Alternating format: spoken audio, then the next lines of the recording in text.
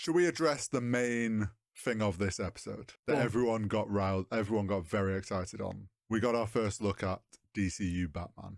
Yeah, people are really running with that silhouette, aren't they? Yes, I have an announcement to make. Once again, I'm here to tell you that I was right. Yeah.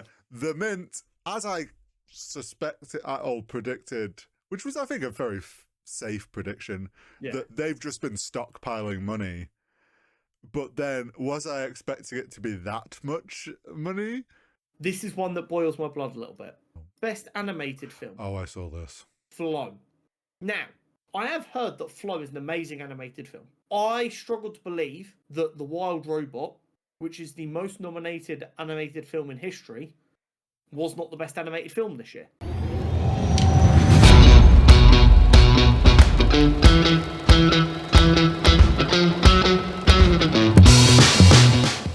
Hello and welcome back to Cutscene Combos. This is episode 145. We are now squarely in the new year, but that doesn't mean the content stops, as we have got a character profile on the one and only Luna Snow. We've got Skeleton Crew to discuss. We've got Creature Commandos to discuss. We've got Golden Globes to discuss. And as always, we've got the Nerd News Network. But before all that good stuff, Horizontal, how has your week been? It's been cold in the UK. It's freezing. We've had snow across the country, which is unprecedented for the UK. I mean, to be honest, it wasn't a lot of snow here, but it was probably the most snow like I've seen here since I was like a teenager. Like it's been a while. It snowed pretty heavily down here, and they got maybe like an inch of like decent coverage outside as we were going to bed on the Saturday into Sunday. And I was like, if that snows overnight, that could be thick. But fortunately it didn't, and by like midday on the Sunday it was kind of gone. But it hadn't rained, so it didn't like refreeze or anything. So I'm like, good. Because as anyone who's ever lived in the UK and experienced snow knows, there is nothing worse than half melted snow becoming ice. Yeah, it just becomes compact. Like it's just horrific. The amount of times when I was walking to school, I slipped over on shit exactly like that is ungodly. But yeah, I mean, other than a cold week, I've still ventured to the gym late at night in the cold. Because you're just such a Greek god of a man. Not yet. We're working on it. Although safe to say, as of this week, the January busyness has begun. Yeah, is it even affecting you in the evenings? Surprisingly, yes. I think, well, more so that I get there probably on people on the tail, because I usually go about 11. So I get to the gym between 11 p.m. and like midnight and do like a good hour and a bit. I go then because I'm nocturnal and also it's quieter and I don't like waiting for machines and I'm impatient. Valid. But yeah, even that was like I was arriving and it was busy, which is probably the people on the tail end of them already trying to go later where it's quieter. So I look forward to in like a month when everyone stopped going again and it's back to normal. I guess the only like concern would be if someone's like trying to start a new habit late at night, if they stick with it, they're more likely to stick with it late at night. Hopefully then people you're seeing later in the day are people who are just avoiding the mornings at the minute, and when the mornings quiet back down, they'll go back to or like they've well. pushed their workout back a bit because they know people are going after like dinner and stuff. Yeah. But yeah, other than that, and then I've just been New Year and I'm working hard on my website and portfolio. Yeah. That is really satisfying coming on. Like every time I get another section done, satisfying that I can like see it all working. But yeah, it's just a process. Like realizing I've done freelance since 2019 now, so that's like long 5 years. There's a lot of work and projects to go back through, and then trying to like put them into actual presentable things and stuff. For it's slow going, but it's needed to be done. I always half-ass it or put it off when I do updates like this. So trying to do it like really properly this time, so I don't have to do it again for a long time. Yeah, it's the way to do it. If it's worth doing, it's worth doing well type. Yeah. So yeah, how's your week been? It's the first full week back in the office. As the Almost. year was wrapping up, it was a big project going on that we was never going to be finished before the new year. We always knew it was coming into the new year, but it's been a case of coming back and then trying to remember where we were at. And how sometimes Picking there'll be back up, a little thing that changed, and then I've gone, oh wait, was that already done? Do I know why that's changed? So you're having to re-raise things for someone to confirm to you that no, we did all know about that. It's fine. So it's taking a little bit of warming up and getting going again, but it's not too bad. We had a power cut yesterday, which was fun. Great start to the new year. Yeah, so by the sounds of it, we're on the building's on an industrial estate, and it's in little blocks essentially. Sounds like our block lost power for about an hour. But as a result of that, I had to come home and finish off the bits I was doing. Fortunately, I actually did have bits to do. Normally, when I'm in the workshop, I would have no choice but to hope the lights come back on or work by torchlight or something. But I did actually have Candle other lights. things. Yeah, but I did actually have things that I could do from home yesterday. So all things considered, it was one of the better days it could have happened. Yeah, fair. For me anyway. But yeah, so that was weird. I've worked there 3 years now. We've never had a power cut before. I was sat there eating my lunch, and then just all of a sudden, all of the lights go ding. It's because they don't know how to handle all this cold weather. Honestly. But other than that, I'm pretty good. A couple of people are sniffling stuff. Fortunately, I'm feeling pretty healthy. And it's trying to get back into the flow of it. After being so ahead on content for basically the entire month of December, I'm now shit, I have nothing ready to go. I need to make X amount of videos because I got into a habit of doing 3 videos a week, and I don't want to let that slip now. So that's fun. Well done, previous me. Thankfully, we've got a new game for you to help Thank content God. out. Yeah, this weekend I'm thinking I'm gonna record a fuck ton, and we'll see what happens. Then I just have to edit and thumbnail it, the easy part. But enough waffling. Let's get into character profile. So this week's character profile is on the one and only Luna Snow. Seol Hee is the Korean pop star and superhero known as Luna Snow. First appearing in War of the Realms: New Agents of Atlas #1 in May 2019. During her group's first massive show at Stark Arena, they were all kidnapped by AIM and were trapped inside of a cold fusion reactor, which malfunctioned, leaving Luna with cryogenic abilities. She used these abilities when Earth was attacked by fire demons from Muspelheim, another one of the realms. Luna worked alongside other Korean superheroes to protect us from this invasion, and after expelling the demons and defeating Malekith, Luna joined the fellow heroes to create the Agents of Atlas, the Asian-based superhero team with the likes of Amadeus Cho and Silk amongst their ranks. When billionaire Mike Nugent created Pan, the portal city that acts as a hub between Asian communities across the world, he invited Luna and the other agents to become Pan's protectors. Skeptical of his reasoning, they didn't rush to accept his offer.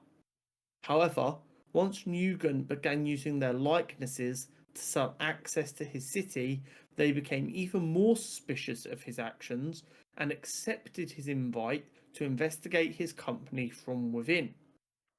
It was at this time they discovered the source of the city's power is a stolen Atlantean dragon. This results in the King of Atlantis, Namor, attacking the city. Wanting no part of the war caused by Nugent, the Agents of Atlas held the damage to a minimum while evacuating and protecting civilians. While she's been on other adventures alongside the Agents of Atlas, she also embarked across the US in her own solo tour. During this time, she bumped into old friend Silk, and she has continued to fight for justice whenever she can, often being seen as the moral compass of any group she finds herself working within. The Agents of Atlas are actually a really cool group that I believe almost got a TV show or did get a TV show. And it was a big part of Marvel making a push for the Asian market. There's no secret behind that, but they decided to do it by giving them their own heroes. One being a K-pop star. Yeah, one being Luna big brain Snow, move, to be who is a member of a K-pop group and then K-pop star / superhero, which is pretty cool in all fairness. Yeah. Quite unique. And then you have people like Amadeus Cho, who's like one of the Hulk lineage. Obviously, Silk is a spider totem closely related to Spider-Man. And people also playing Marvel Rivals will have noticed that Luna's team up with Iron Fist is about the Agents of Atlas. Because before that Iron Fist was Iron Fist, he was Swordmaster, who was part of the Agents of Atlas. Got you. So there's a lot of lore there. It makes sense that NetEase, being a Chinese company, is clearly getting pretty invested in the Agents of Atlas characters. Makes complete sense. But yeah, she's a very cool character. Quite unique, I feel, to have this kind of K-pop star / superhero. But there's no like moral grayness to them. It's just, no, they a genuinely good person who can sing really nice. Yeah. Really fun fact, there are 5 Luna Snow songs that have officially been released.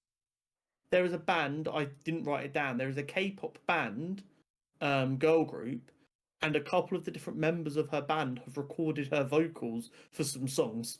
So there's actually some Luna Snow official songs out there. I wonder if they've been used in Marvel Rivals. They may well have been. It's pretty cool. But there we go. That is your fun fact to go along with that character profile. But so which strategist is next week? In case you can't tell, I might be a healer main. I just think do you know what the problem is? Unfortunately, these character profiles have been going on for a long time. And I have, the minute I've just kind of gone for characters that I know for a fact we haven't done before. I'm like, definitely won't have done Jeff, definitely won't have done Luna Snow. They're good to go. The thing as well is that Marvel Rivals has actually been pretty smart in having a mix of very unknown characters and very known, obviously, like Wolverine and Iron Man. Yeah. So, yeah, of course, like Jeff and Luna, like some of the strategists have been the more unknown characters. Yeah, absolutely. But should we get in some Skeleton Crew? Oh, yes. The penultimate episode. The penultimate episode, indeed. So, once again, I'm here to tell you that I was right. Yeah. The Mint, as I suspected or predicted, which was, I think, a very safe prediction, that they've just been stockpiling money. But then, was I expecting it to be that much money? When you see the size of that vault, and he's like, how many of these? 1,189 or whatever. Yeah, it's like over 1,000. It's like, yeah. Like, oh my god. And if you think the last time we saw a vault of money was Andor on that planet, and that was a decent sized amount of credits, but it was pretty small compared to this. So I want to be clear, I adore this show. I do have one slight concern that it doesn't make complete sense. Okay. So this was a Republic planet. Yep. And it was the Mint. Very important governmentally. Makes sense it was hidden. Yep. I would expect the Chancellor to know of this planet. How have they been protected from the Empire? So that's one thing that I'm really how has it been forgotten about. There's no way Palpatine, when he's building his new place, just goes, "Oh, leave the old Republic, Min," because he will have had to know it exists and know where it is. He was the Senate. So here's a counter to maybe how that's happened, because if you think back to the prequels and the Senate and how different factions control different things. Might be a banking clan type beat. Whether it was a banking clan like set up these planets and then hid them when like things were in unsure because they want to protect their assets. And obviously the Chancellor, Palpatine, he's only going to know that, the banking clan controls the mints. Like, and if they're hidden well enough before, and he doesn't, see, let's be honest, he's probably not ever physically visited these locations. Like, no, probably not. It's typical government thing. They don't go to where the things are. They just get a document on their desk that tells them this is how much money we have. So it wouldn't surprise me if it's like a banking clan helped hide it, or like something with the Senate, they helped hide it. But there is that, like, how was it forgotten? Yeah. Or who set it up to be hidden? Because here's the thing, even if it was the banking clan has hidden it, which does make a bit of sense, why would they just leave an old mint going instead of switching it to an Imperial mint? That's, is somebody... And maybe it'll get explained. Maybe we will, like, in this last episode, get a bit of information that goes, oh, that makes more sense. We see how that's happened. But right now, I'm kind of like, right, we know it's the Republic, because they said the Republic a bunch of times. We know it's the official Republic mint, or one of them. We assume all the other planets are as well. But they could have been other important things. And they don't know anything's wrong. The Chancellor would be at least aware that this planet exists and it's hidden. Why would Palpatine not do anything to get hold of this? Because at the very least, the value of, like, reforging that metal into the new Imperial currency would be important. Counter idea. What if this wasn't ever like the main Republic mint? It was set up to be hidden because there was this, like, war brewing, and the non-separatist side were like, we've set up this new mint, we're going to hide it. That way, if we need credits, it's hidden from, like, potential wars breaking out. Like, maybe it was a proactive thing of, like, we're going to set this up now because we think shit's about to go wrong. But surely those people died known of it. Well, but here's the thing. It was known about that these planets were hidden because, remember, the owl astrologer, like, found information, said, like, look, there was these. So it was known about, but it's like, it's that sort of thing where it's information that only maybe a select certain amount of people knew. They hid that information away, and just, as we've learned, it's been hundreds of years. That was mentioned in it. Like, it's been hundreds of years. It's like, that information has just been lost to time, sort of thing. And it has for the pirates, it's become like a myth of this treasure planet. I think they're leaning into the idea of just a war happened, lots of people died that were in political positions, information was forgotten, time moved on. Well, a war happened, the Empire took over, the Empire fell, a new Republic and new government was set up, the Jedi are long gone. Like, a lot has changed politically, that's the sort of thing where this secret project we hid could very easily just get forgotten over time. Yeah. I'm really curious to see if we do get an explanation exactly of how, like, that happened. Thought it was interesting that the parents' little, like, hologram message, I think it was Wim's dad, was like, you all weren't supposed to learn this yet. You learn it after graduation. So it's like, they all know they're a mint that is hidden to the world. But I like that they're so, like, brainwashed into probably that this is the Republic mint that has to be kept hidden for its safety, that they've just kept going and never questioned. Yeah. They know they don't get a lot of communication. They know that a ship will turn up when they need to collect more money. It's obviously been a very long time since the ships come, because people stood on the bed of grass. Well, all the current generation of, because if you've got to think, it's been hundreds of years, this generation of people probably have never had a ship arrive, because they were all like, what is this announcement that a ship, like, there's an emissary here? And then there's people get out, like, out on the grass, and it just starts lifting up, and the droids all go into protocol mode because they're like, let's just program. And they're like, we ship know arriving. Please stay still. Please do not. Please stand clear. And then the fact that it was lifting up and there's people on it and they're just sliding down. Yeah, they didn't have a clue. No. So that's another thing. Like, how long has it been since someone's been here? Even though the droids are acting like this is normal, yeah, I think the question the parents are going to be like is, we've never had a ship come. And I think it's going to start unraveling in this finale that the kids obviously are going to be like, the Republic doesn't exist. And there's going to be this sudden like unraveling of the world's completely changed outside. I guess what they can do as well is just go right.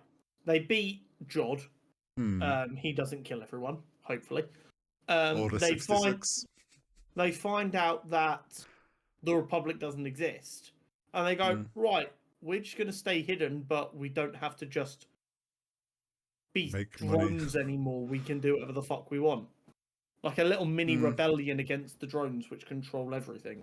Which is insane, by the way, that the droids control literally everything. Well, like the whole thing in the woods where they were like, please put down the recording device or you will be stunned. And they're like, perfect accuracy, stunning everyone. I love the like passing of the like rugby ball. Yeah. I do think, so obviously we're going to find out in this finale, I think, who is the supervisor. The voice on the tannoy, I don't believe. Yeah, I'm so curious. Maybe they've just baited us into thinking the supervisor matters, but surely it has to, right? So here's my theory. I'm still like with the two that I've kind of been saying. One is it's Tak Runnard, and he is just an old guy now, and that's why he kind of sounded like an old guy. And it's going to turn out like he just was like, fuck it, I'm just going to keep all that. Maybe he sort of understood this sort of money in the wrong hands is an issue. I'm just going to live here peacefully. I've escaped the pirates. I loved the fact that the ship was a mint ship, and that's why it was like hidden. So smart. Also, them setting this like design precedent now of a chrome ship is like an old school ship, because if you think Mando's new one is an old fighter ship. Yeah. Yeah. And like they're saying this like design language that any like metallic chrome ship is from the old days. The old times. The before. So yeah, so it's either Tak Renard and he's just an old, and that's going to be the reveal, and he knows Jod or something, like you said, like maybe he's an old, he has the force abilities as well or something. Or it is like I was saying back at the beginning, like what if this is a droid stuck on this is our protocol? So they've just been in control, and like whoever was a supervisor, they have like recordings of his voice for when there used to be emissaries came. And it's just things like that. If they ever need to play something, they play it. But like, it's just, they're going to get to an office and it's like an assistant droid. And they're just going to be like, he's not available at the moment. And then they open the door and there's just nobody in the office. It's like cobwebs and it's like chaos. The droids have been running things. It's interesting. I'm really curious to see how it ends. Once again, they've not given us too many answers. No. They've kept this story developing and giving us enough to think the story is going to be able to complete in the next episode without us going, oh god, that was rushed. But they've not given us so much that we know what the answers are. And I love and hate that at the same time because I crave the knowledge. Yes. But it's been paced beautifully so far. I really hope they stick to the landing. They have. This whole, like, leaning on this whole... Originally, it was, like, the mystery of this planet. Then they gave us that information at, like, kind of the right time. We're like, oh, now we've got answers of what this planet was, why... But then we're going to the question of, like, wait, who's running the planet? I think it's safe to assume Jod's not going to turn the corner anymore. I feel like... I don't know. No, I don't believe it anymore. I think... I want to believe it. I don't want to know why I want to believe it. And this is very much kind of metagaming. Okay. How many times in more recent history, for stuff that is geared towards more children, this is the kind of show that is trying to grab a new generation of Star Wars fans, does an A-lister be an out-and-out evil bastard? Yeah, but... Do you know what I mean? It'd be the sort of twist where everyone's like, kind of like, is he an old Jedi? Surely he's gonna come around. Imagine he Order 66s them at the end. Here's the thing. I completely agree because I'm so convinced he will turn that corner. If he doesn't, it's a better ending because they genuinely managed to surprise me. But I am still sitting here going, I think he will because of how the show has been presented. I loved 33 Oh, when she was like the on the ship, unclaimsies. like, yeah, I unclaimed it. I claim it for the kids, and he's just like, good enough for me. I fucking love that, and it shows how child coded pirate lore is because Yeah. it is. He was like, 33 was like, well, technically, you're the captain of the frigate now, and a pirate captain can only have one ship. That is by law. And he goes, oh, well, I claims is this ship for myself. And then it's just as simple as she goes, well, I unclaims is it, because that's what a kid would say. Yeah. And then he's like, yep, good enough for me. I love how it shows, even though 33 does like have internal rules to follow, there is a little bit of flexibility there from like his damage. I like to think it's from like the damage. It's like a couple of circuits are loose, which allow him to fuck with rules a little bit. So in his thing, he's like, I'll accept it. I like to think it's the fact that he's a pirate droid, which is not what a droid should be. Like a droid is, like you say, rules, law, what's coded. Yeah. Being a pirate droid, you're obviously going to break your own rules and coding. But yeah, the whole claimsies, unclaimsies is great. The frigate's going to be interesting though, because it's like, I wonder if he does make contact with him. Because if he doesn't, do they just presume he died in there? Yeah. But then they still know where this planet is. But they have no idea how to get in. No, but if only like that information is no longer fully a secret. All they know is that Tak Renard's ship, because that's what they think of it as, not an emissary ship. They think of it as Tak Renard's ship. True. Had at some point an ability to get in. Yeah. It's just it's that sort of thing though, like it leaves an open loop if they don't, like if the frigate just leaves, and I'm not against this because it kind of leaves things open for the future of there's this open thread of if that information's told in a bar as pirates tell tales, oh, Jod went into what he said was this treasure planet and never returned, and like they mentioned, oh, he said the ship was a key, and it's like one person overhearing it then goes and looks at that information is no longer fully secret. There's like someone could take that and be like, look into it. It's one of them ones where it leaves it open enough that if they never want to touch it again, no one's going to go, oh, someone definitely would have worked it out. But if someone does work it out, people will be like, fair enough. Pirates talk, like it makes sense, yeah. Yeah. It's that, really, or I think he makes, like, say he turns the corner to be good. Maybe he like says, oh yeah, it's safe for you to fly in, we've turned things off. Just fucking murk them. Yeah, and they fly into the storm and then all the things go red again and just zap the frigate.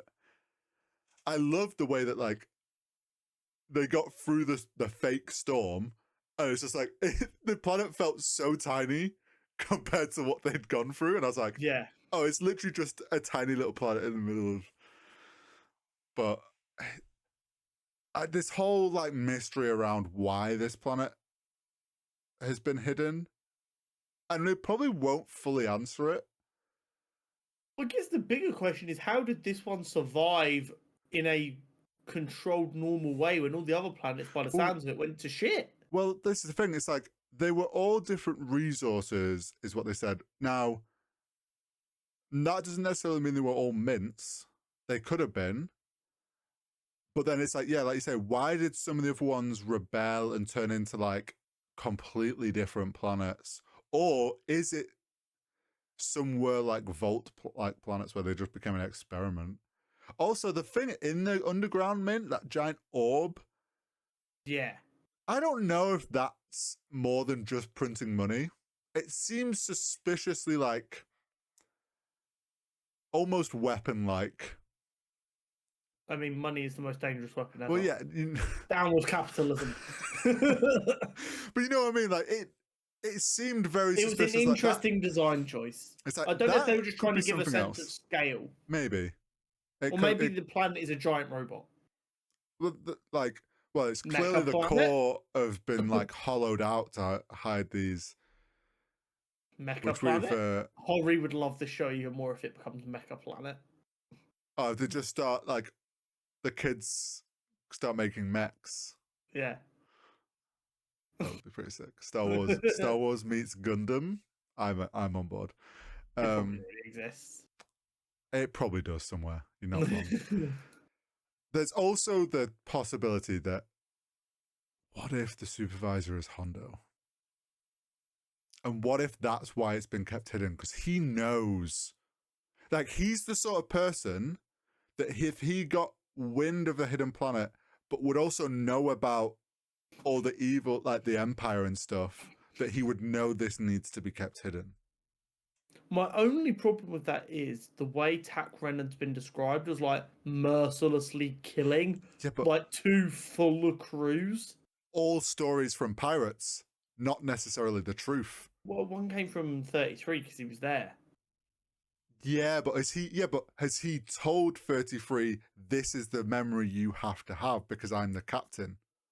Maybe. There are ways they can get around it. Like they could. And it'd be nice to know where Hondo is. I don't think it'll be Hondo. I don't actually think I want it to be Hondo. They've done so well at like keeping this completely disconnected, but just connected to the world enough that it doesn't feel like, oh, why have you shoehorned that in? Imagine it's the ghost of Obi-Wan. Well, there's so many different. They could throw anyone. Imagine it's Starkiller. That would be such an insane way to bring Starkiller. He's just sat in a tower, just like chilling. Just yeah. I could destroy like, this planet, but I've been trapped in here for 20 years, and now you've unleashed me. But that is like the most fucking Twitter meme ever. It's like, Starkiller, I need you to distract Kang. They've missed a trick of like having Sam Witwer's credit after the Tak Rennet hologram one, because then people would have gone, oh my god, Sam Witwer's Starkiller's. No, you're absolutely right. That's exactly what they would have done. But yeah, I mean, I'm so intrigued for this finale. Oh, I mean, you have to be, don't you? The kids, like, to see where they end up. I think you might be right that like they get to be this new age of you get to be explorers now. Like, none of them want to really go home. No. Especially I love Neil going, yeah, that adventure was great. I mean, almost was dying half the time, but that's what an adventure is. Can we talk about Neil's dad looks like a... Because we've only seen his mum. Is that not his mum? Yeah. Well, no, but in the hologram, there was also his dad with like tusks. Oh, yeah. His dad looks like a badass. Like that race. Why is he not down there? Oh, sorry. I'm gonna do my impression of a fake angry anything remotely woke real quick. Oh god, here we go. Of course, the only one that had 2 parents was the disabled girls, and of course they were lesbians. Woke nonsense. Go, we on Star Wars spirit. I just sat there. I was like, I just know there are some woke, anti-woke bastards who saw that, and that was genuinely their first thought. And there's also single boss mum, like successful woman in business. As another one that probably they hate. So yeah, it's just so it did make me chuckle when I spotted that. But yeah, I mean, it's been phenomenal. This show has been something I didn't know I wanted from Star Wars, and it has just stuck the landing so major. I really, really, really hope they do not mess up the finale, and I can just leave this show and go, wow, that was a whole new side of Star Wars that I didn't even know I wanted. It has been a nice breath of fresh air for Star Wars. I actually think, obviously, I don't see all the like opinions on this across my social media because mine's pretty generally good, but I would say a lot of people have been like, oh, this is actually a really good show. Like, Star Wars I've not seen much negativity at all. And like, compared to like Acolyte, what we saw from that, like, it's been nice to see the Star Wars fandom generally be like overly positive about this show. Yeah, it's been really, really nice. I've had a great time with it. I hope everyone else has been enjoying it as well. Yeah. Something else that's been phenomenal. Yes, Creature Creature Commandos. Commandos. Should we address the main thing of this episode that Go on. everyone got very excited on Go on. Twitter? We got our first look at DCU Batman. Yeah, people are really running with that silhouette, aren't they? Yes, I have an announcement to make. The shape and body size of that bat is me. I am the DCU Batman.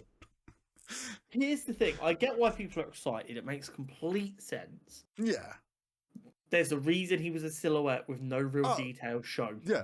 They haven't decided what he's going to look like. James Gunn even said after the episode, it's like, we made him more silhouetted because we need it to be just open. Though then I have seen some people that were a bit negative about it, like being like, oh, they're shoehorning themselves into someone has to be that body type now for Batman. Like it's got to be a stock. And people are like, no, it's animated. It doesn't have to be like match for match. I'm willing to bet right now, if when they announce who DCU Batman is, I mean, people will be horrible about their body anyway because people are so weird. But then when we see them in their suit, if it's not like that, people are going to start. Certain people are going to be going, oh, James Gunn can't even keep any consistency in his universe, blah, blah, blah. No one gives a shit. He just wanted, as he said, he wants this universe to feel like it's always existed and it's always lived. It makes sense that one of these villains would have been caught by someone important. So they gave us a silhouette of Batman so that we knew Batman's here. He's doing stuff. He's arresting criminals. Yeah, I mean, it's a smart thing to like just tease Batman is about in the DCU already. Like, because let's be honest, after Superman comes out, the next big one that everyone's like going to be wanting to know is who is Batman. Mm-hmm. So it's like he's given a bit of a tease. I actually think like it wouldn't surprise me if he does kind of plan to have a more bulkier, like strong looking Batman, and it's like when we see it, we go, "Huh." He's actually some like unintentionally they do match closely enough that I'm of two opinions when it comes to the Batman in the DCU. I either want them to be stocky short ear style Batman or athletic insanely tall ear Batman. I don't want no medium ear bullshit. I want them to commit to an extreme. Yeah, I get you. But yeah, it was just cool to see Batman there, causing a bit of fear. It was awesome. And it was nice as well to actually have Dr. Phosphorus's story, not just have an out and out, oh, they didn't deserve to be in prison. Well, the internet disagrees with you. I saw you getting riled up about this. I couldn't believe it. I can't believe that he is such a victim of the crime that was committed against him. And like, no one deserves to go through that and be forced into that life of murdering children. Like, let's be completely clear here. He did something that is morally grey in working with a crime family, but he was trying to do something good. I understand that. There's better ways to go about it, but I understand it to an extent. It then gets your family killed and you forever altered. I would have accepted revenge. On the mob boss. On the mob boss, I probably could have glazed over some of the secondary stuff. If he still went to prison, I'd have been like, I get why he did it, but he deserved prison. Overall, he's still like, I feel a bit sorry for him. Yeah. Then going on to replace him and become a more vicious crime boss in his wake, you were looking for an excuse to be a crime boss at that point. I'm not being funny. If everyone I love died and I get superpowers, I'm a man. I'm probably going to get revenge on the people who did it. I'm not going to take over their business. This is the thing, though, isn't it? If you actually look at like the tragic backstory leads you on two paths. Either you become Batman, orphan child, become superhero, hate the world, or you become crime boss, orphan child, hate the world.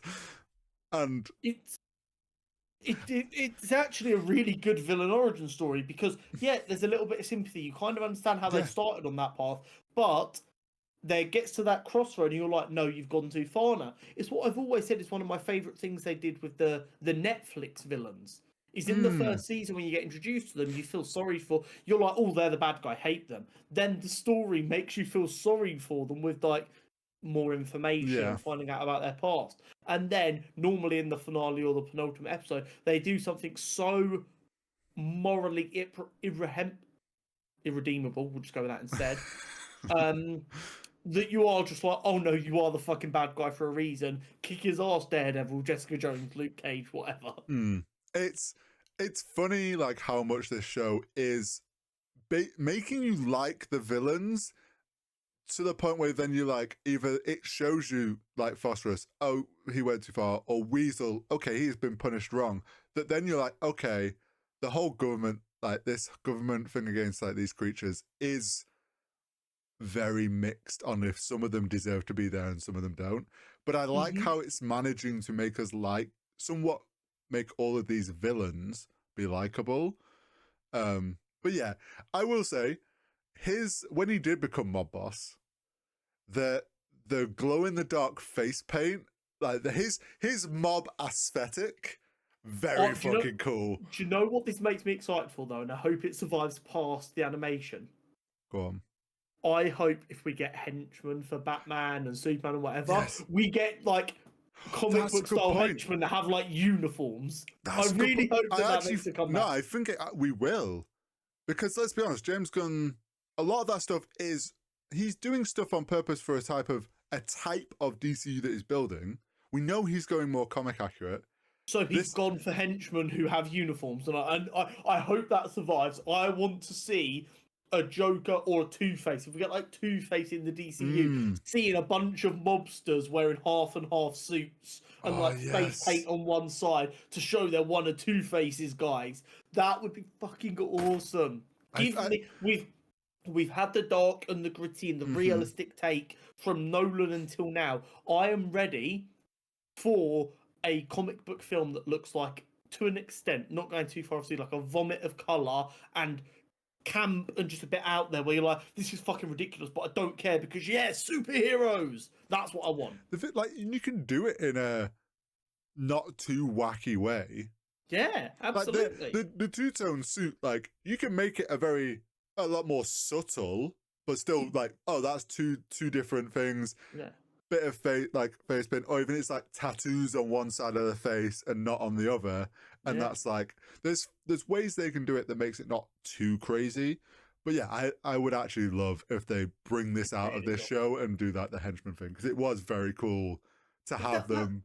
Yeah, it's always been the thing. Like, even if you go back and look at like the Arkham games, a lot of the time you can tell the Riddler who they're affiliated with based on what they're wearing. Like, that's the whole fucking point. So I really hope we get that. That'd be a lot of fun. But the shows are fucking awesome, man. I'm loving it so much. It is great. But people are also enjoying. So when Waller's at Flag Senior's bedside and she actually looks concerned for him. Yeah. That people are quite complimentary of that. They're like, it's actually really cool to see Waller not just as pure evil, but add some shades of grey to her because she does actually care if Flag is okay. Yeah, like it's showing that there is some small bits of humanity still in there with her. It's reserved for loyal soldiers that have actually worked alongside, like, with her for a long time. Like, oh yeah, they still have to fit into her morality structure, but she does have it for someone at least. It's gonna make for, because we've obviously only got one episode left, which is unfortunate. I want more. Yeah, but we are getting a season 2. We are. This finale, I have a feeling, is gonna be pure chaos. Yeah, I mean, we've still got to get Nina's story. True. Yeah, I didn't even think about that. That's going to be mixed in. I really hope she's just absolutely batshit murderous psycho bitch with no redeeming qualities. I love it. Like a flip on its head. Like something happens and everyone looks in like, the fuck? And then we get the flashbacks to she's done this shit before. Yeah. But obviously they're all, like, they end up with the little group up at the end of this episode. They're going to arrive at the castle. You got Frankenstein's just arrived. So they're probably going to have it like he gets to the castle at the same time. currently they're still trying to murder the princess. You're probably going to get Rick's going to wake up and tell Amanda Waller the truth. Mm-hmm. To which she's going to try and contact them. I She think might blow their heads up. maybe. Frankenstein, I think, is going to be completely distracted by the bride and confess his love to her, and then just casually drop the truth about the situation in just like a side remark, and then continue to be like obsessing over it. And everyone's going to be like, hang on a second, what do you mean this is all faked? And he's like, that's not important. Like, What matters is we're together. Yeah. It's just, I think there's going to be like this, everyone's Melee of going to arrive, shit.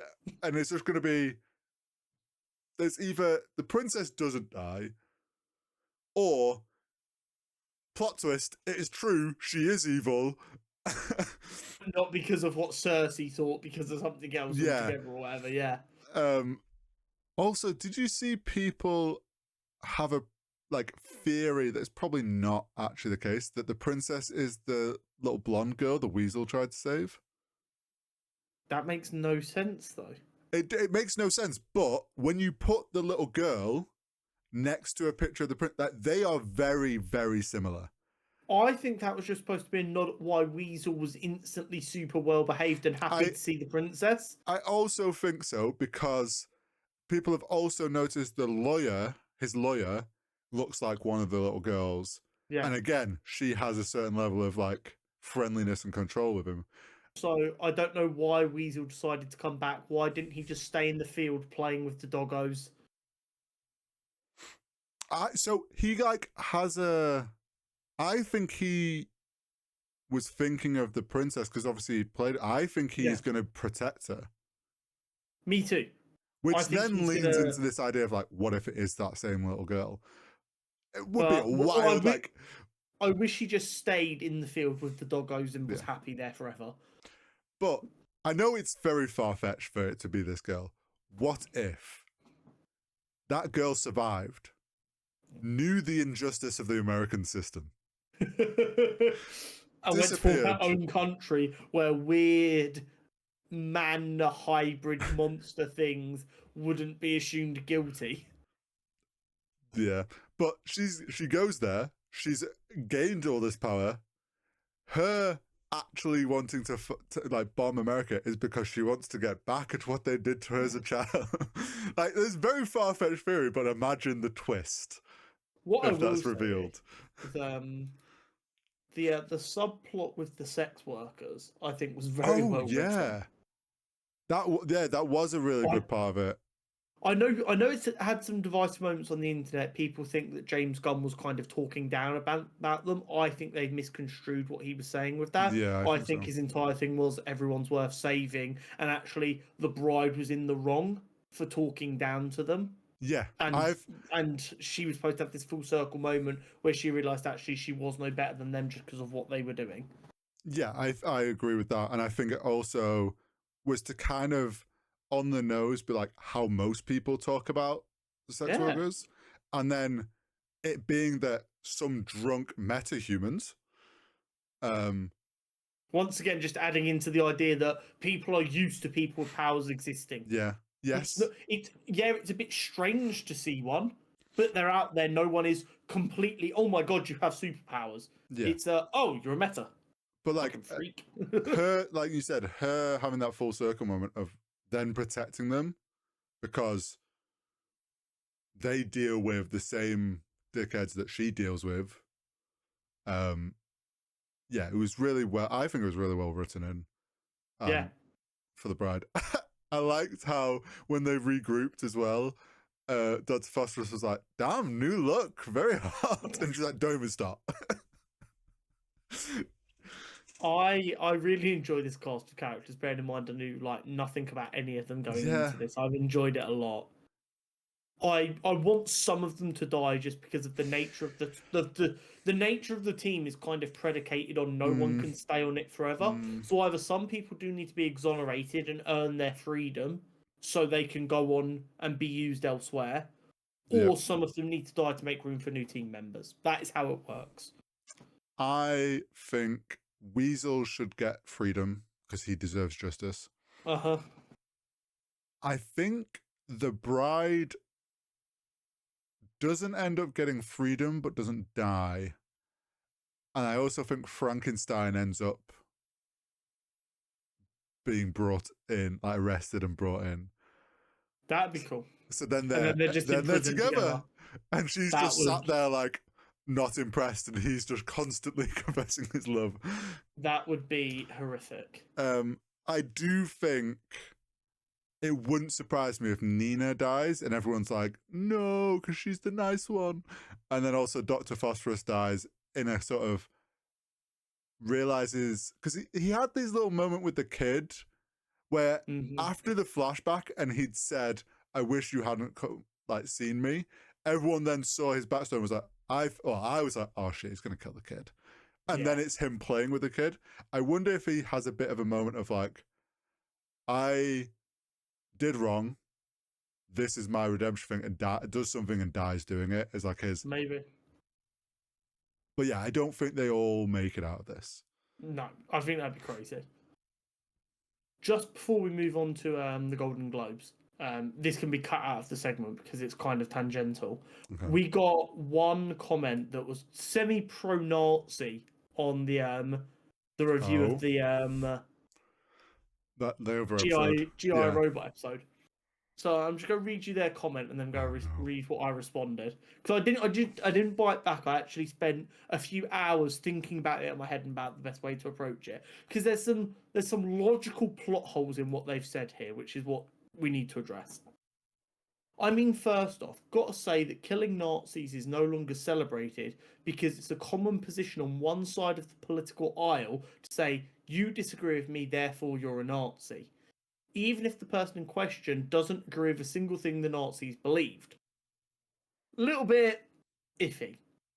And I get what they're trying to say, but yeah. Yeah, I'm a little bit concerned about where they're coming from. And using that to justify violence or straight out murder. Second, I think GI Robot didn't kill Nazis.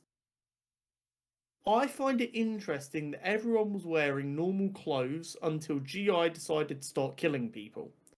And we also have seen his programming searching desperately for Nazis, even fabricating a swastika in the Jenga tower before opening fire.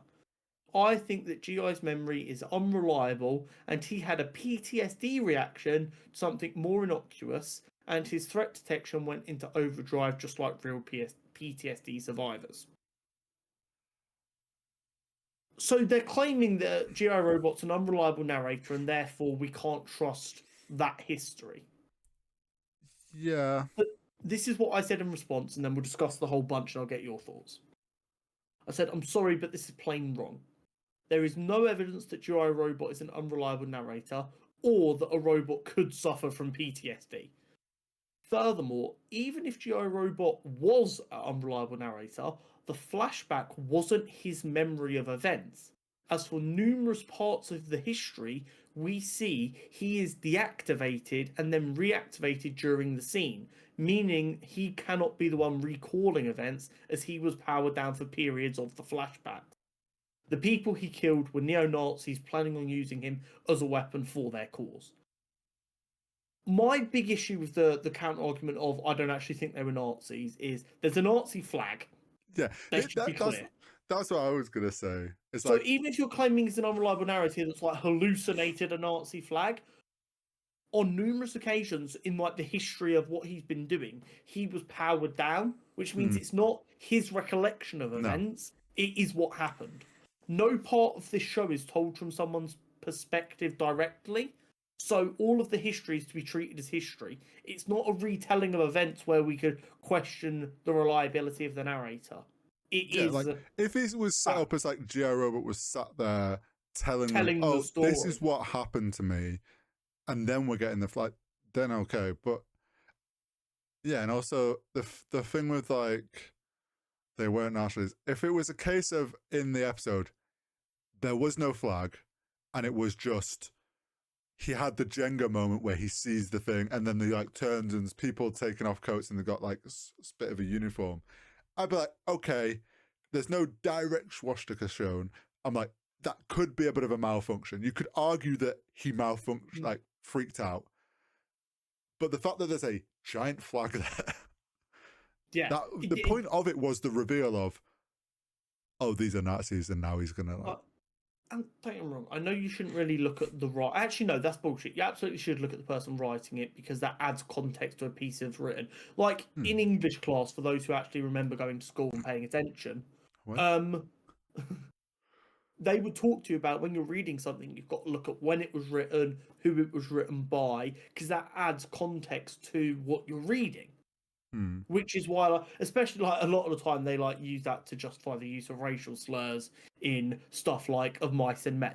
They're like, at the time this was written, this was actually like a be nicer to black people stance, even though it doesn't seem like it now. Well, biggest example of that is the Christmas song of "Baby It's Cold Outside." Like yes, an English writer has gone and said, no, these phrases that sound like he's trying to force her to get drunk or different things. It's like, no, in context to the time this came out, these were sayings and phrases that meant this or this. And it was like, this is not a how it comes across now sort of song. But yeah. Exactly. And James Gunn is very liberal.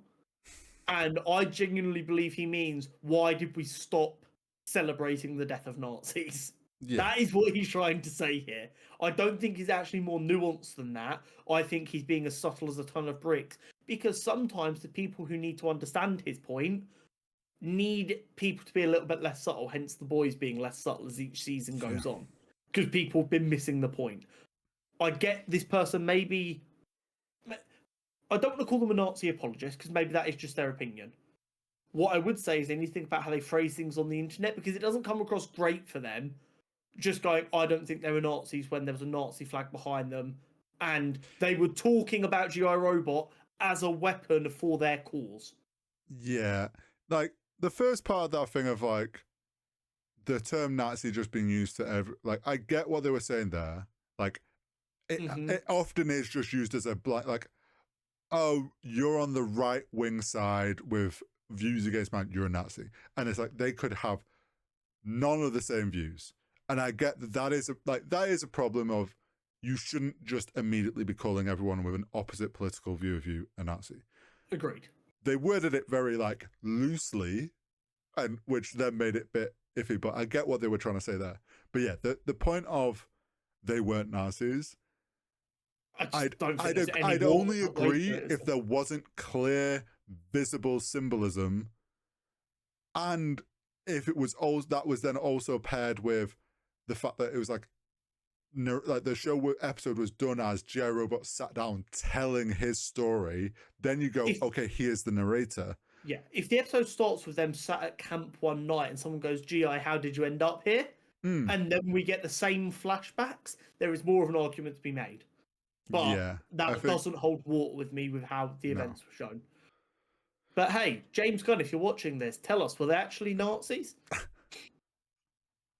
Anyway, let's go on to the Golden Globes. Yes. Right. So, a while ago, we announced all the Golden Globe nominees. It feels like an age ago, but yeah. Yeah. So, we're just going to go through all of the categories and say who won what. And I will mention anyone we were for the ones that I remember, I'll mention who we maybe wanted to see win or a surprise didn't win. So, best drama movie went to The Brutalist. Notable films that missed out here, obviously, Dune 2. Best musical or comedy went to a film called Emilia Perez. I know nothing about this film. I believe there may be some controversy around it, but I don't know much about it at all, so I'm not going to comment. Obviously, notable snubs could potentially include things like Wicked. This is one that boils my blood a little bit. Best animated film. Oh, I saw this. Flow. Now, I have heard that Flow is an amazing animated film. I struggle to believe that The Wild Robot, which is the most nominated animated film in history, was not the best animated film this year. Yeah. And my argument is, if Flow is actually a better animated film, or just film full stop, than The Wild Robot, 2024 should be regarded as the greatest year in animation history. Yeah, to have two like insane. Yeah. Also, why is that one not the most nominated animated film? Do you know what? If something's Like, getting nominated to potentially win an award in more categories than any film of its kind ever, surely that must mean it's the best film of its kind ever. yeah. You would think. Anyway, best non-English film, Amelia Perez, which is why I haven't seen it. I don't watch a lot of non-English things. No. Best actor and actress in a drama, Fernanda Torres in I'm Still Here, and Adrian Brody for The Brutalist. Okay. The Brutalist I've heard is phenomenal. I do plan on watching it eventually, but my list is ever growing. Best actor and actress in a musical or comedy film, Demi Moore for The Substance. I've also heard that's great, but I thought that was a horror film, so I don't know why it's a musical or comedy. We know comedy is quite a loose term, so. And then Sebastian Stan for A Different Man, which I believe is the one where he plays Donald Trump. Yeah, I think it is. And I saw the post winning where Anthony Mackie like interrupts an interview and he's like, "We won! We finally won!" Even though it's not anything to do with him. Oh no, A Different Man is the one about the gentleman with severe facial disfigurement. Oh, with the Elephant Man. Yes. Yes, I remember when with that came out. Adam Pearson. That's what that's about. Okay. Not the I mean, Trump project. Yeah, I've heard he's phenomenal in that. I've not watched it. Best support actor or actress in a film period. Zoe Saldana for Amelia Perez, and Kieran Culkin for A Real Pain. Makes 2 Golden Globes in 2 years for Kieran Culkin. Best director went to Brady Corbet for The Brutalist. Best screenplay went to Peter Straub for Conclave. Of course, 2, again, notable potential snubs there would be Dune Part 2. I know a lot of people are expecting Dune Part 2 to do pretty well. Best original score went to Trent Reznor and Atticus Ross for Challengers, the Zendaya tennis film, which again, I've not got around to watching. Apparently, it's phenomenal. Yeah. Obviously, there was a lot of hoopla about Dune Part 2 not being eligible for the Oscars in original score, but it was nominated at the Golden Globes and it still didn't win. So, best original song, El Mal for Amelia Perez. I don't have the name of who did it though. Okay. Now, this one I know has caused a stir online. Oh. Cinematic and box office achievement. Oh. Some of the nominations in here were things like Inside Out 2, which is the highest grossing animated film of all time. Deadpool and Wolverine, which grossed over $1 billion and became the highest grossing R-rated film of all time. The Wild Robot, which for a very small budget film became a breakout success. Yeah. The winner was Wicked. Now, I'm not trying to, I don't know any of the right phrases right now, rain on anyone's parade. I'm not. Enjoy what you enjoy, please. It's so important that people enjoy whatever they enjoy and enjoy the things you enjoy. As far as I'm concerned, as someone who loves the cinema, and I'm going to get a bit weird about it, view it almost in like alongside a religious experience in a lot of ways. Or you go there to be at peace and enjoy something and just focus on a thing. Obviously, it's not the same caliber as religion. For some people, it might be, but it's that kind of place of respect where you're relying on other people to respect each other in an unspoken way. Yeah. A film where the major discussion online was about whether you're allowed to be loud and obnoxious while watching it, and didn't really achieve anything else, shouldn't be winning this award over the other films nominated. I don't know what cinematic or box office achievement Wicked did. Yeah, I feel the rough thing is as well, I feel like it's got that off name value. Yes, because it wasn't even the best musical or comedy this year. Yeah. Apparently, that was Amelia Perez. I don't understand, and it's not that I wanted Deadpool Wolverine to win, or The Wild Robot to win, or Inside Out 2 to win, but they have like actual tangible. You broke a record. Yeah. Yeah, it's tough when it's like, What's if you, the point of that award if not to acknowledge one of them three? yeah, I agree. And that's a lot of the sentiment online as I well. can imagine. Onto TV. Best drama series. I don't think it's going to be a massive shock to many people. Shogun. Yeah, very good. Which I haven't got around to watching still, but I will. Can confirm it's very good. Best comedy or musical series. This was realistically, as far as I know, between two shows. And it wasn't the one maybe we would have wanted. Hacks won instead of The Bear. I believe, based on what I've read, the expectation was it was going to be one of them two.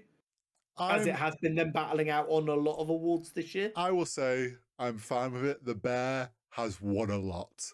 Yeah. Like I'm okay with them letting someone else win. Yeah. Best limited series went to Baby Reindeer, which of course was a phenomenal hit for Netflix this year. It is very good. Forgot that came out this year. It. Yeah. Best actor and actress in a drama series. Hiroyuki Sanda for Shogun and Anna Sawai for Shogun. Shogun just clears the drama category. Rightfully so by the sounds of it. Yeah, there was some amazing performances in that show. Best actor and actress in a comedy series. Gina Smart for Hacks and Jeremy Allen White for The Bear, which I read somewhere takes Jeremy Allen White up to, I believe, 6 or 7 awards for his individual performances in 3 seasons of The Bear, which is incredibly impressive. My guy needs a bigger mantelpiece. Yeah, he's running out of room to put it. Rumour has it there's actually one that uses a toilet paper holder now. No, he stores them all in the oven like his jeans. It's like the meme from the Simpsons Family Guy crossover when Peter and Homer are having a fight, and Homer opens a cupboard full of Emmys and starts throwing them at Peter, and Peter's like, "No fair, I don't have one of them." That's really good. Best actor and actress in a limited series. Jodie Foster in True Detective Night Country and Colin Farrell in The Penguin. I saw this. Didn't that make him one of 3 people to get an award as a Batman villain? Maybe. And I think it was either that or did he win another award? No, not this. I think it was just that. To him, Heath Ledger, and who's the other Joker that's won? There's another Joker that's won an award. Joaquin Phoenix for the first Joker? Oh, yeah, Joaquin Phoenix. So them 3, he's one of those 3 people that have, as a Batman villain, have got an award. Fair enough. Which is pretty cool. And then best actor and actress in a supporting role. Tanobo Asanj for Shogun. I'm sorry, I butchered her name there. Or his name, sorry. And Jessica Gunning for Baby Reindeer. For the most part, I don't think there's many crazy, oh my god, I can't believe they didn't win. I think The Brutalist being a much more smaller scope film than Dune Part 2 will have shocked some people in upsets in best actor, best drama, best director, maybe best original score. My big thing here is how, after being the most nominated film in animation history, has The Wild Robot not won anything? Yeah. That is. It doesn't help the public opinion of awards shows don't respect animation. No. Don't get me wrong, I know I get passionate about a lot of things on here, and I'm not going to apologise for that. It's my fucking podcast. I will get passionate if I want to. But I think even you realised how much I vibed with The Wild Robot based on the fact that I wanted to talk about it, even though only I'd seen it, because I thought it was that worthy of discussion. So to see it not get any wins, I was really quite upset for it, because I was like, they worked so hard on that. Everything top to bottom was phenomenal. If that can't win awards, it's almost like, right, what can animation do to win awards then? I'd love if they bring out another one. Just to the Wild Robot 2. Well, no, not even the Wild, like their next project, and they're like, okay, we're gonna make sure this one fucking wins an award this time. go a little bit villainoc, like you can't ignore us anymore. Just like an absolute another banger. And it's just like, how many times they're just like, we'll keep making these till you acknowledge that we deserve awards. Yeah. All I would say for the Golden Globes, and they're not going to listen to this, but I'm going to give them my opinion anyway. Comedy/musical series is a fine category because comedy or musical series/film does make sense because, like, the chances of there being enough great ones of each of them to have their own category every year is fine. There needs to be more categories, though. Your three options being drama, musical, comedy, and animated in film, and that being the three awards is crazy. How are horror films not getting their own category? Horror films are the backbone of cinema. They are the lowest budget films that have the best return on investment. If I was to like manage to convince a bunch of rich people to give me their money and like trust me to invest in projects, I would be investing about 90% of the money into horror films I believe in because the return on investment, as a general rule, especially over the last 10 years, has been reliable. It's not been like, oh, we're going to make $1 billion off a $5 million, but they've been good. And people always want more horror films, and horror as a genre is like so expansive with like you've got body horror and slashers and psychological thrillers. How does horror films not have its own category? True.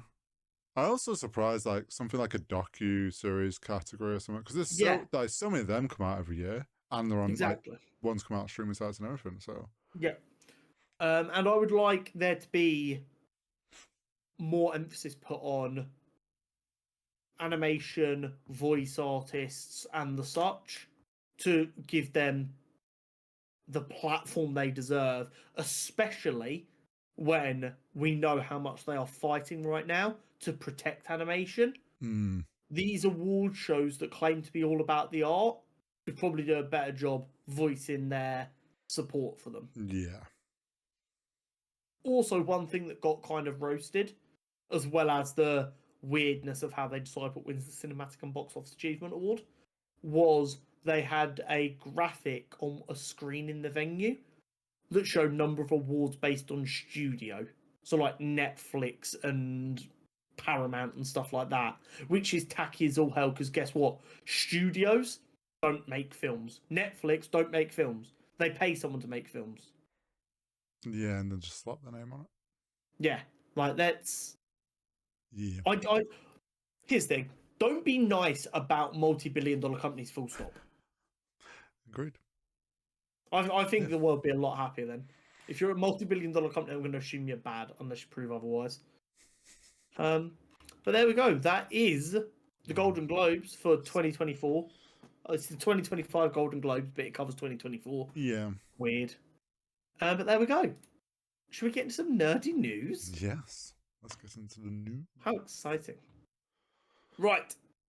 James Gunn has confirmed off the back of Batman's appearance in the DCU Creature Commandos project that we won't have to rewatch Batman's origin again as everyone already knows it. And it does sound kind of crazy to go, you know this IP well enough, you don't need to see a child get orphaned again. But he is right, everyone knows. Yeah. You can go find some random person in some random country that doesn't speak English as their first language and go, tell me Batman's origin story. They'll be 80% correct at least. Yeah. And I mean, if you're like a parent and your kid does like, there's enough films that you can show to someone that doesn't know Batman's origin story. But just go watch the Christian Bale. Exactly. Like, job's a good one. It doesn't need to be covered again. He's completely right. Yeah.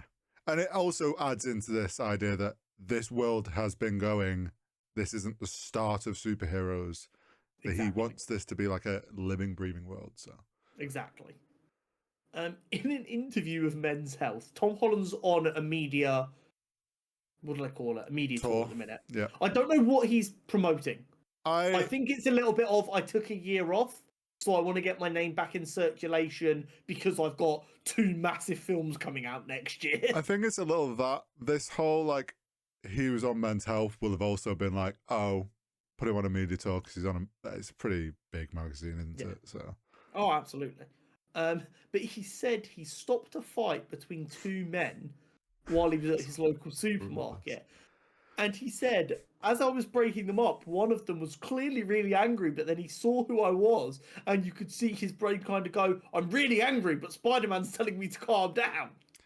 Do you know what this reminds I me would of? probably do the same thing. If I was really angry and then Spider-Man comes over and goes, bro, I think you should calm down, I'd probably be like, Peter Parker, what are you doing here? There's a similar story from Ewan McGregor that is often makes the rounds.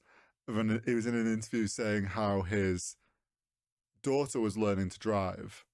Oh, yes, I've heard And this story. It's brilliant. some car cuts them up. So then he tells her to speed up alongside of Rose. He's effing and blind. And he's like, and the look on this guy's face of, that's fucking Obi-Wan Kenobi. Like, you would be like, I'm being scolded by a Jedi right now. There would be like that guy probably doesn't even realize that he was swearing at him because in his brain he's just going, "That's not Obi-Wan Kenobi." Yeah, yeah, so absolutely. you would be the same if Tom Your Holland brain was would like, have tell it like, I'd be like, or if you're the person in the shop watching this unfold, you'd just be like, Spider-Man's just. Spider-Man really is everywhere. Be like, you have it for free, Spider-Man. But yeah, I just found that really funny. It's a great story. It was good. Andrew Garfield told GQ magazine he isn't returning for Spider-Man 4, but he said, and I quote, "But I know no one's going to trust anything I say from now on." Yeah, I mean, I love not Andrew wrong. Garfield. I know you've not been reading it, but I've been reading the Ultimate Spider-Man comic, which is an alternate universe from 616, in which Peter Parker is already married with kids with MJ. He's like maybe in his mid-30s when he becomes Spider-Man. Mm-hmm.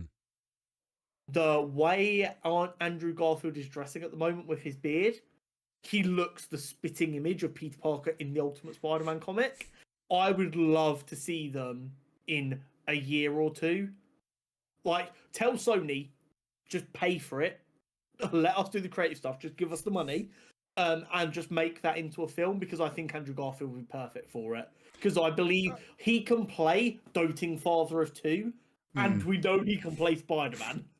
I've seen loads of people recently being like, out of the three of them, of this, the guys that played Spider-Man, he is strangely aged. Like, the way he's aging, he is like aging into the spitting image of an older Spider-Man compared to the other two. Right.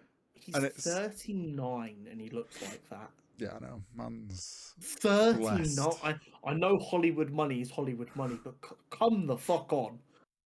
Yeah, I would also be very much down for an older really Spider-Man and it being Andrew Garfield. Yeah. It'd be great. The Boys, Arcane, The Penguin, Fallout, Reacher, and Dune Prophecy, all in the top 10 most pirated shows of 2024. Now, I've listed all the ones that we've spoken about. One of them, quality-wise, is not like the other.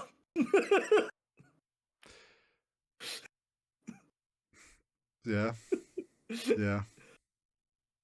What I will say is fair fucks to Doom Prophecy for managing to crack top 10 most pirated shows when it came out so late in the year, and there only being 6 episodes, and also it not being very good. Do you know what's funny though? Like, if you look at this, like The Penguin and Dune Prophecy, both HBO Max shows that is really hard to watch outside of the US. Unless you've got Now TV. Most people aren't going to pay for Sky just for the sake of a show, especially in this country with how like expensive Sky is. The Boys and Reacher, I think The Boys make sense because of how much the internet talks about it. The Boys, Reacher, and Fallout all being Prime shows. True, but that again, people don't like to pay for Amazon Prime. Yeah, I'm surprised Reacher managed to crack it. I didn't realize Reacher had got that big. Like, when you look at like the shows that are traditionally on this list, being stuff like The Mandalorian and Game of Thrones, and like these massive shows that the entire world is talking about. True. I don't feel like Reacher gets spoken about that much. True. Clearly, the show is doing incredibly well.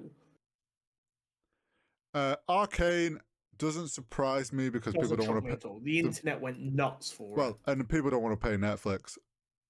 And also, League of Legends fans are broke bitches. Whoa, there is 10 whales that are keeping Riot Games afloat. Yeah, I mean, part of me for the arcade one, and there's a little part of me that's like, oh, I wish this wasn't so high on the pile because I want the artists to get their bag. But at the same time, they got the paid. artists have They had got their paid. bag. I don't want Netflix to get their bag. Yeah. But And also, shows that are on the top 10 most pirated shows always get renewed if there's like the chance for another season. They always get another season because, yeah, they're like, oh shit, we're losing money, but it means that show was so good, people are trying to steal it. yeah, they Like, know there's a chance they can pull those viewers in for season 2. The studios try and keep it quiet, but there have been a number of exposés over the year of executives being really excited at like being the studio with the most shows on this list. So they're like, okay, we're making good TV. Now we just need to work out to get people to pay for it. Because in reality, getting people to like your stuff is harder than getting people to spend money. Yeah, I mean, if I'm HBO Max, I'm looking at this and going, oh, we really need to get our platform in other countries.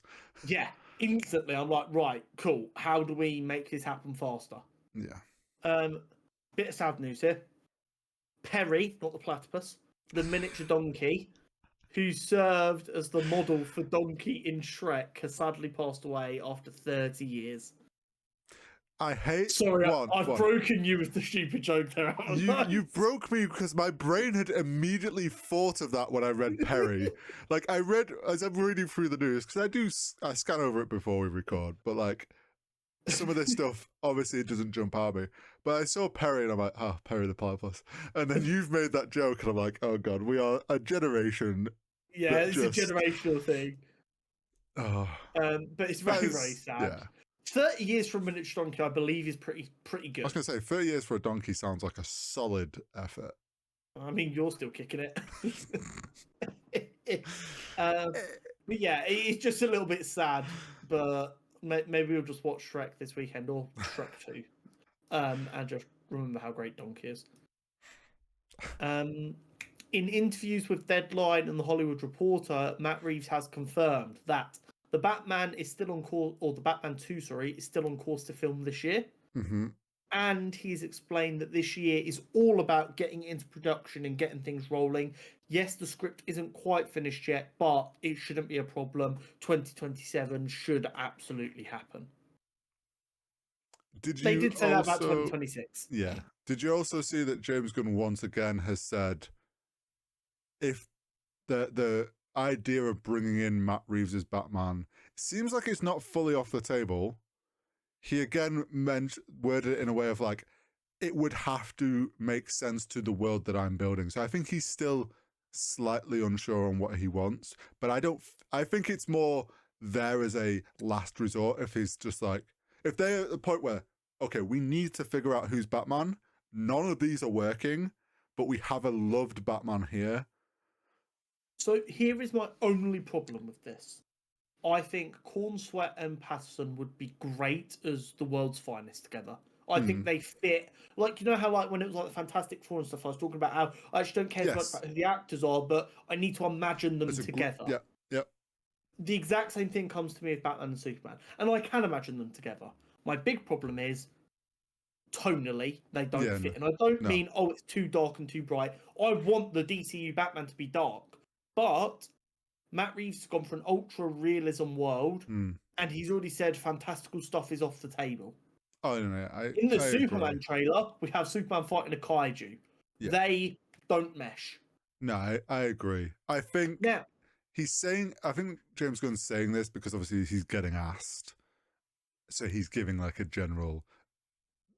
Doesn't want to say a blanket no, because then if it does for some reason does happen, people are like, you said this wasn't going to happen. Also, he's just being cryptic, I think, because he knows how to play in twos. James Gunn, if you're struggling to find a Batman, let me know. I will get jacked in time. I may be overweight now. I will get jacked in time. That's not an issue for Hollywood. No, I'll do it legit. I will learn an American accent, and I will be the best damn Batman the world has ever seen, because I genuinely believe it's just about knowing the material. And I would run 6 hours on the treadmill to lose the weight while reading Batman comics, and you would get the best portrayal you've ever goddamn seen. And I would fight for the media, which is apparently what Henry Cavill does, to be fucking loved. So, this is actually really cool. I don't know if you will care about this. You seem like the kind of guy who would. So, I did a see this. little bit of backstory. Back in 1999, Will Smith was attached to potentially star in a new film called The Matrix.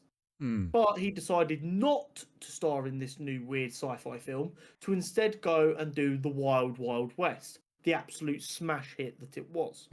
And instead, The Matrix was helmed by Keanu Reeves. And it went on to be a cult icon, one of the greatest sci-fi films genuinely ever made, and kind of relaunched Keanu's career when it was in a little bit of a shaky spot after some bad films. He was being, I know it seems crazy now, he was being referred to as a movie killer and someone who can't be a lead in a film. Without Matrix, we don't get John Wick. Literally, it is that cut and dry. Yeah. After a cryptic post about how he almost starred in The Matrix, fans are speculating that Will Smith may be starring in a new Matrix film, which is just crazy when you consider that it's been 26 years since he passed up on that opportunity. Yeah. We've had 4 Matrix films since then, and we might now get, I don't know if it's going to be like a reboot like this, what we would have done if we had Will or what, but very cool. I don't know. I'm a little iffy on the future of Matrix because the last one they brought out wasn't that recent one where they tried to kind of reboot things. Wasn't great. I will always be willing to give The Matrix a chance, I think. I am more willing if they're a bit more like, this is a restart. Yeah, we're trying the story in a new way. Kind of. What if Will Smith is going to come on but be Morbius this time? Why it can't be Neo? Is it because he's black? No, he's too old. Yeah, has to be Morbius. No, he's too old. Don't try and twist this into me being cancelled. And we don't normally get a chance to do it, but I'm going to get a little bit political anyway. I have always found it hilarious that the right wing has used The Matrix as like a think for yourself stereotype when it is made by 2 trans women and it is a trans allegory. You cannot convince me it is the funniest cell phone ever by the right wing when they try and use The Matrix as they're like, oh yeah, you got to break out of the Matrix. It's like, my brother in Christ, you are the Matrix. Yeah, when people use media that they don't realize is like what we always talk about with the boys. Every fucking time. Last of Us Season 2 is coming in April. Did we cover Season 1 on here? No. I didn't watch it. Oh, okay. Well, go watch it remastered, and then we can cover Season 2 in April. I'm going to be... what if I want to be the edgy this time, though, and refuse to watch The Last of Us like you've refused to watch Game of Thrones? I don't refuse to watch Game of Thrones. Not for the podcast. Hey, No, if Game of Thrones would have been coming out during the podcast, I would have caved and watched it. Hey, when we started this shit, we weren't going to cover Star Wars. We weren't going to cover Lord of the Rings. We were going to do Star Wars. No, we weren't. We were only going to do Marvel and DC. No, we knew Star Wars was going to be in there. Then fucking Lord of the Rings. But yeah, then fucking D&D shit. Then we just talk about how the fuck we want. Yeah, now it's whatever shows we want. It's chaos. It's then great, unfortunately, Madam Web's found a way in here. Fucking Sony, I'll never forgive them for that shit. Anyway, see that it's not eligible to be nominated for an Oscar. You know how I feel about media preservation. I think it's very important. I don't think it should be eligible for media preservation. We as a species should collectively pretend it never happened so that our great-great-grandchildren don't look at us and go... Because there's people somewhere that are like making a hard record copy of like the internet and stuff. Yes, or like and it's copying files. There should be a folder for Madam Web. You open it and it's just got a picture of no. Just someone like going no. Just a gift, just going, looked in the wrong place, go back. Yeah. Stop distracting me. James Mangold's Star Wars film is about the origins of the first Jedi, and he said it's set 25,000 years before the Skywalker saga because he wasn't interested in being handcuffed by law and leaving himself in a spot where he's unable to please anyone, which I think is a very valid take that me and you have kind of stumbled upon in the last year or so, where we've realized it is kind of impossible to keep anyone happy if you're too close to the Skywalker saga now. I understand his thought process. I hope he's well aware enough that you can be as far away from it as possible. The Star Wars fans are still going to hunt you down if you do something that's different to history. Like there's like bits of history that exist there in legends and stuff, and if you still got to be careful out there. But there is a lot more room for him back then to tell a story that's unique and he feels is his own, which is good. But it also makes me a bit more excited, especially with the success of Skeleton Crew being such a different story, that if he's gone there to be a bit free of constraints, that we might get another unique, doesn't inherently feel Star Wars, but is Star Wars kind of story that feels right. It has potential to be something really good and something really fresh. So fingers crossed. And then, of course, Reacher Season 3 trailer. Yes. It's incredible that 3 short months ago you'd never even seen this show. And now you're sending me the trailer going, we're going to fucking eat. Like a crack addict. Oh, it's such a good trailer. It looks like it's gonna be like almost like a kind of murder mystery, like house vibe a little bit. It looks like a lot of the show is set at this big mansion on the coast where he clearly infiltrates or something. Yeah, so from going off the trailer, someone in a FBI background of sorts, but it seems, has obviously got wind of his previous 2 escapades in season 1 and 2, and his shenanigans. His resume has many missions. Yeah, so he's getting sent undercover to go take down another business crime boss that's hiding in a dude that he thought he'd already killed by the sounds of it. Well, or someone in that business, that maybe not necessarily where he's gone to the house, but someone that works for this boss. Or there's someone that he thought he dealt with, clearly with the 110th. Obviously back in his military days. So yeah, once again, his past coming back to get him. It looks a lot of fun. We're obviously getting the Swedish giant, Nord. I forget what that guy, the actor that is playing the guy that is bigger than Reacher. Yeah, so I believe the actor is Norwegian. So it might be the Norwegian giant is what like a nickname they go by. But that looks like it's going to be a lot of fun. Yeah, I mean, when obviously you weren't paying attention, but when people found out what season 3 was going to be adapting, they were like, how the fuck are they even going to find someone big enough to make Alan Rickson look small? And they've nailed it. The guy towers over him. It's so funny. Bearing in mind that this guy, like Alan, is so big, seeing someone who does make him look like a normal sized person is kind of trippy. It's like the pictures of like The Rock next to Shaquille O'Neal. It's going to be funny because it's like, oh, he is bigger. And then you're going to get a shot where then there's just a normal person there as well. And you're going to be like, like, this guy's huge. Yeah. You look like a child, and the third actor is actually 6'2". Yeah. And he just looks like a child. But yeah, I mean, there's going to be some like shenanigans like the first 2 seasons. There's going to be plenty of action. I mean, I'm looking forward to it. I'm sure it'll be good. Of course it will be. And it comes out very soon.